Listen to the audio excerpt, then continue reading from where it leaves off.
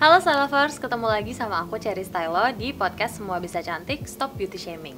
Hari ini aku ditemenin sama Nina Firdaus, salah satu Stylo Babes batch pertama yang juga pernah mengalami beauty shaming, tapi tetap bisa bersikap cuek dan tetap bisa positif menghadapinya. Tapi sebelum mulai ngobrol-ngobrol hari ini, jangan lupa like video ini dan subscribe ke channel YouTube Stylo Indonesia dulu ya.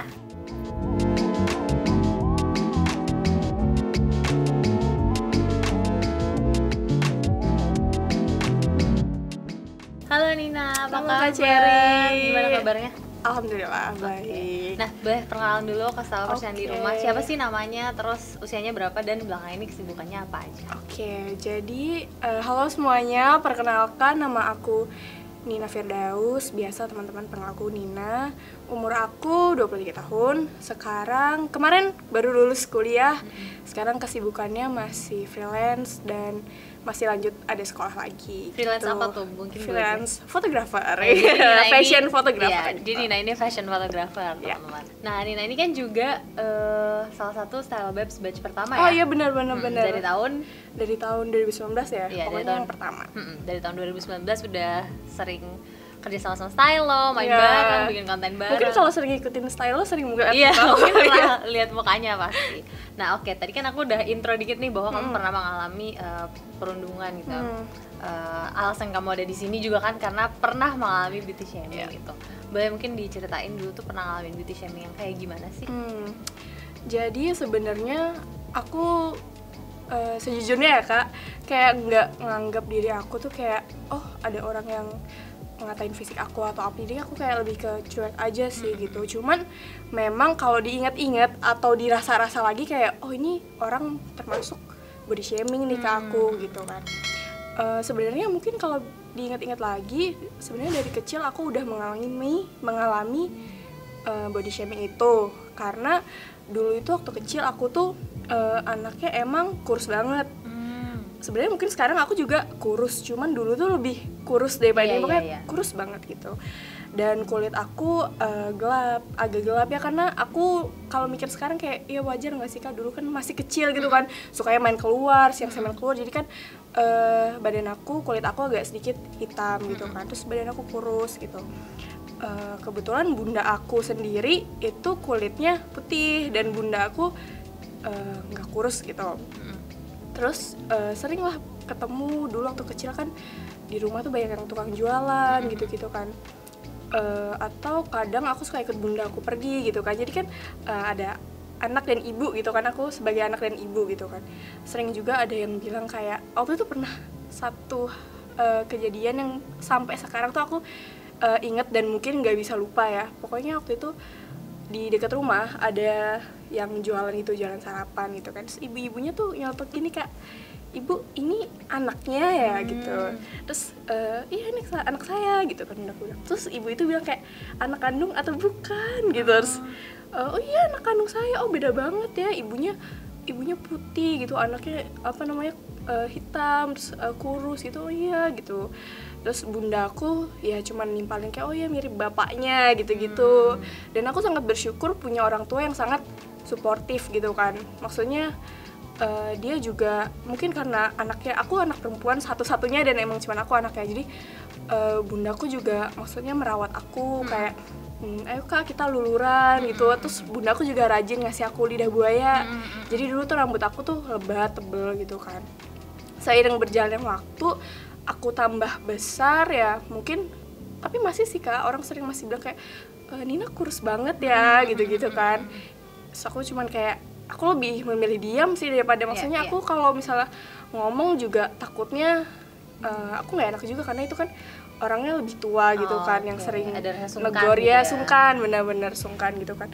Terus seiring berjalannya waktu mungkin aku tambah dewasa, puber gitu kan, muncullah jerawat-jerawat gitu. Jadi bertambahlah orang-orang berkomentar soal fisik aku gitu, kayak sekarang jerawatan ya gitu. Terus aku kayak ya paling cuman kayak iya gitu. Cuman aku kalau misalnya ada orang yang ngomong kayak gitu, aku cuek. Tapi bukan maksudnya cuek itu kayak aku jadi nggak peduli gitu, kayak bodo amat gitu. Tapi aku jadikan itu sebagai introspeksi untuk diri aku sendiri juga Kak. Jadi gimana ya, maksudnya kayak aku udah nyaman nih dengan diri aku sendiri, udah sangat nyaman. Jadi mungkin aku lupa sama diri aku sendiri gitu. Apa sih yang kurang di diri aku sendiri. Jadi aku misalnya kalau ada orang yang bilang kamu kurusan ya, atau kayak kok sekarang jerawatan gitu, aku jadi mikir lagi. Aku cuek, cuman aku jadi mikir lagi kayak akhirnya aku ngaca kayak ngeliat kayak kenapa ya aku kok agak tambah berjerawat mungkin kan. Aku jadi inget-inget lagi kemarin-kemarin tuh aku ngapain, atau aku mungkin terlalu banyak kegiatan sampai lupa ngerawat diri gitu. Jadi aku walaupun cuek, yang pasti aku nggak akan masukin itu ke hati ya. Cuman aku bukan artinya aku ngelupain gitu aja, cuman aku menjadikan itu sebagai pengingat buat aku juga gitu. Tapi kamu nih sebagai yang pernah mengalami gitu ya, omongan-omongan itu kan pastinya juga dialami sama banyak perempuan ya gitu. Kamu nih sebagai yang juga pernah mengalami, apa sih sebenarnya kalau ditanya nih pendapat kamu atau pandangan kamu terhadap orang-orang yang melakukan beauty shaming, yang suka komentar-komentar fisik kayak gitu, baik komentar orang jerawatan lah, kurus lah, pendapat kamu sendiri kayak gimana sih? Pendapat aku gimana ya, menurut aku sih itu nggak perlu ya.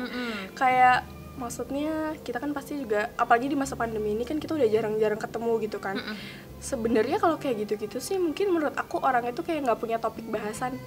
Kayak mereka jadi jatuhnya basa-basi, cuman tapi mereka nggak sadar buat itu nyakitin kita gitu. Kayak aduh basi banget. Kayak mungkin kita sendiri juga tahu bahwa oh ya kita lagi jerawatan nih sekarang. Terus kan kalau orang basa-basi kayak lagi jerawatan nih sekarang kan kayak iya tahu, terus kenapa gitu, nggak usah dikasih tahu, kita juga udah tahu gitu. Cuman mungkin kalau aku yang nanggepnya tadi mungkin mungkin ini udah terlalu dianggap terlalu normal.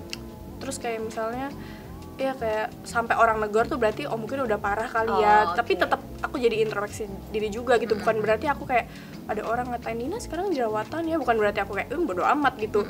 Tapi aku tetap kayak ngelihat diri aku juga kayak oh iya kayaknya, karena nggak enak juga kan kalau misalnya nggak enak di kita, dan takutnya nanti orang lihatnya tuh gimana gitu. Bukan berarti kita mau maksudnya tapi kita gimana ya ngomongnya, aku bingung deh jadinya. Kayak tampil bersih itu ya perlu juga sih gitu. Takutnya kita terlalu nyaman sama diri kita jadi malah nggak keurus gitu sih aku mikirnya gitu.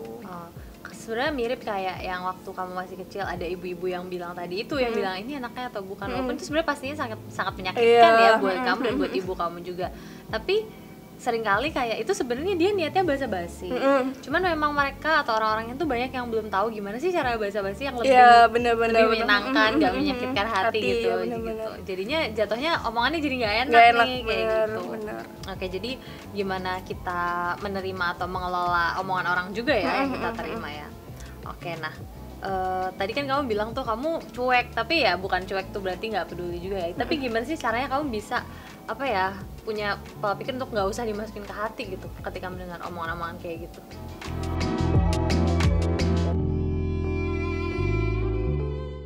Nah, itu dia Slavers obrolan aku sama Nina Firdaus hari ini. Podcast Semua Bisa Cantik ini juga bisa kalian dengerin di Spotify ya. Kalau kalian suka video ini, jangan lupa klik like, comment, share, dan subscribe ke channel YouTube Stylo Indonesia biar nggak ketinggalan video lainnya. Sampai ketemu lagi.